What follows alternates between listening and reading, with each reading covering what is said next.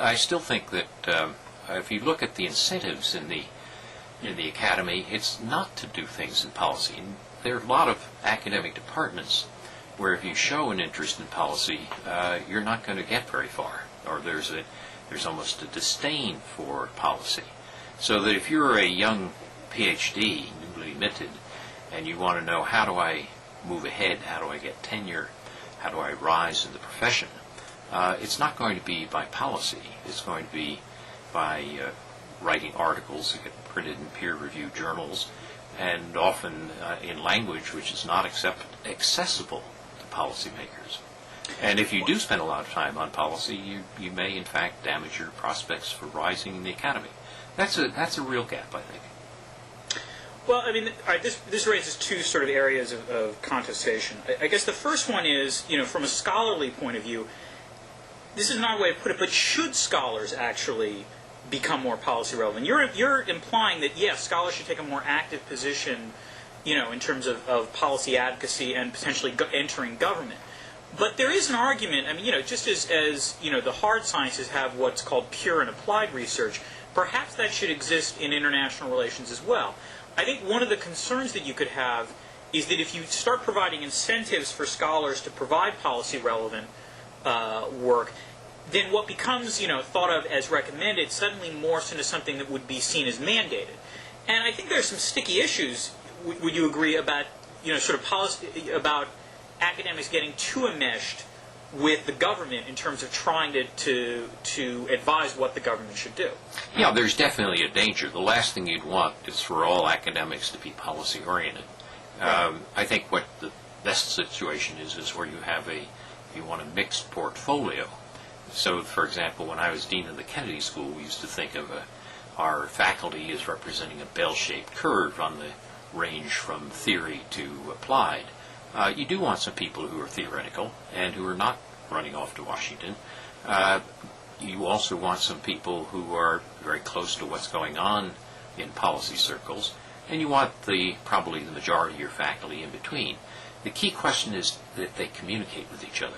In other words, you don't want everybody doing the same thing. It's important that some people do develop elegant models and statistical techniques, for example.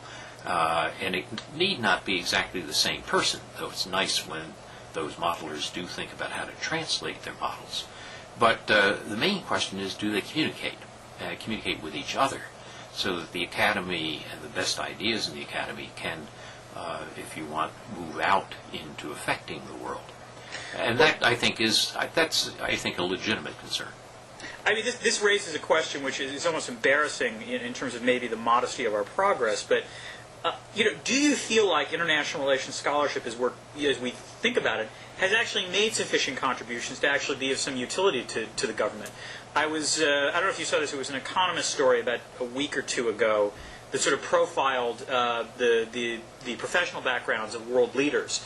And it turns out that the government that has the most number of academics, or sort of greatest percentage of academics in it, is Egypt. Which does not necessarily speak well of academics. So, I mean, do you really think are we that smart? Are we that sophisticated enough to actually provide some utility to the federal government?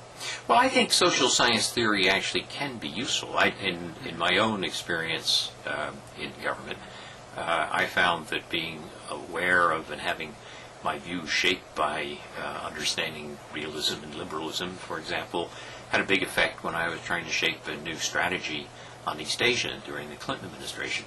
And we thought first in realist terms as we developed this East Asian Strategy Report, which is if there are three great powers in East Asia, U.S., Japan, and China, it's better from balance of power terms to be part of the two than the one. But then if you reaffirm the U.S.-Japan Security Treaty on these realist terms, then you can use liberal theory of economics and integration to reach out to China, having structured the situation and open an invitation for China to join the WTO, essentially to be what Robert Zoellick later called a responsible stakeholder.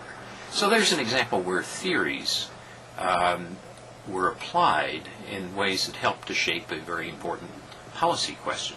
And that I think theory can be useful there.